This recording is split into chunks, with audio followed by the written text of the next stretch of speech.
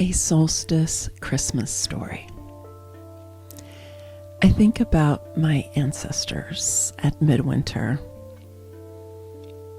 Cold, dark, up in the north of England and Scotland and Ireland, coming into the longest night and praying for the light to return.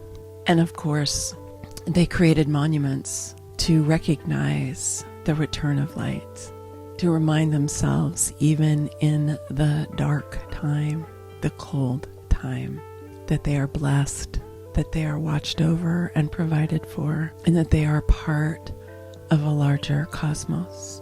Inside, fires roaring to beat back the night, candles burning, stories being told, mead and mulled wine being drunk, reminding each other that this is the turning point. I didn't really know about solstice when I was growing up, but my mother in particular really wanted Christmas to be magical. And she spent most of the month of December making cookies that she then put out in little plates and gave to everyone. To the person who delivered our mail, to the men who took away our garbage, even to the person who delivered our milk when I was really young. And then, of course, all of the people at church and all of the friends. And we didn't have any decorations until Christmas Eve, when the stockings went up over the fireplace. And my brother and I would go to bed, sort of. And my parents would put up the Christmas tree, and my mother would spend the entire night decorating the tree and wrapping presents, so that when my brother and I woke up, when she had probably only had a couple of hours of sleep, and we would be allowed to go downstairs eventually, and the whole room was full of light coming from the most incredible tree. Still, my favorite memory of Christmas was the magic of the tree appearing overnight. And all the time I was growing up, my parents had a big Christmas party. Their attitude was, what do you do after the kids open the presents in the morning and then they're running around? And they were like, we need to have a party. So when I was young, it was full of kids and young parents. But they had that party for over 45 years. And there were people who came to that party every year who maybe didn't see my parents the whole rest of the year. We had neighbors who came.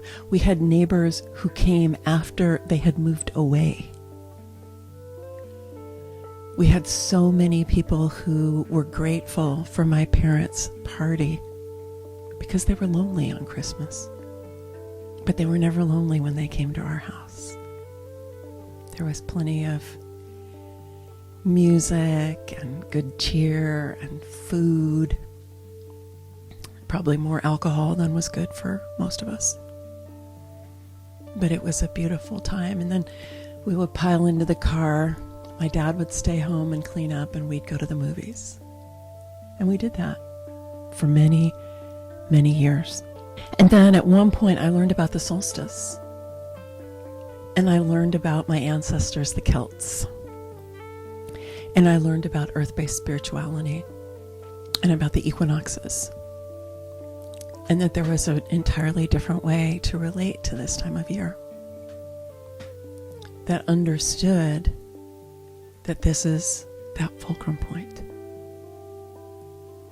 The time when the contraction of light ends and pauses, trembling for a few moments, and then turns, and the expansion begins.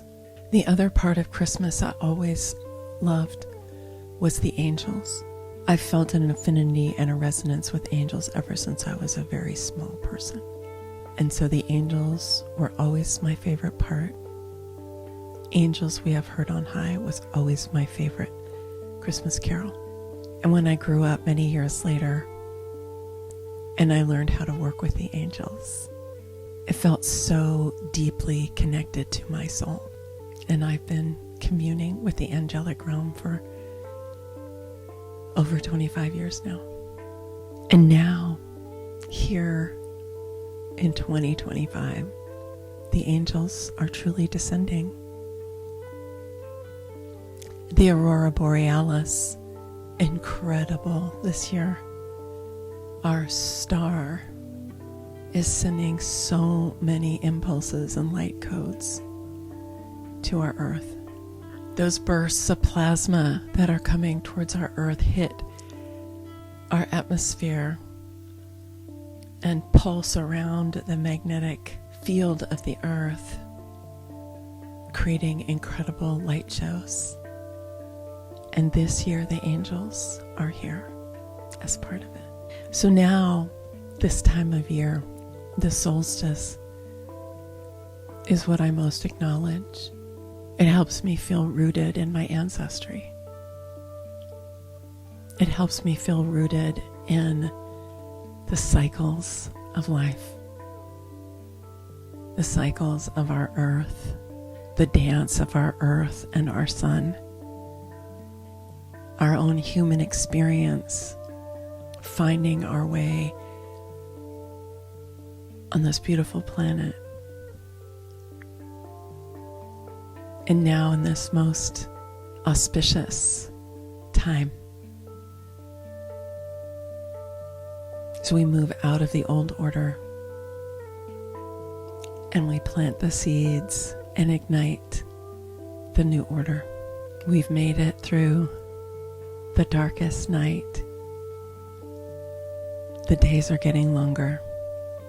The light is returning. Expansion is now unstoppable. What is it that you carry with you from your ancestry, from your growing up,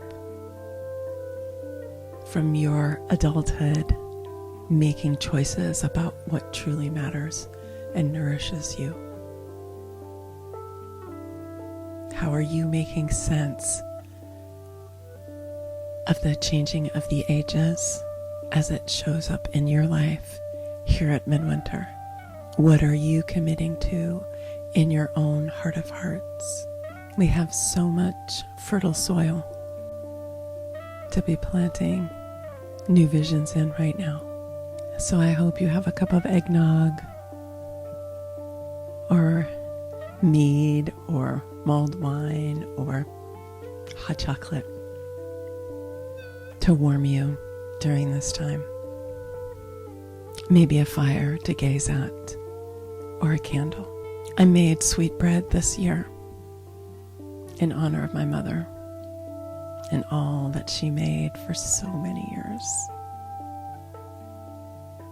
And I laid it on a plate that I made 24 years ago for my child's first solstice. And I encourage you to light your lantern. I have a wee willy winky candlestick. And to place that lantern in the window to light the way for someone else who maybe is still lost in a storm, but who will see your light and find their way to safety. Be the light in the storm.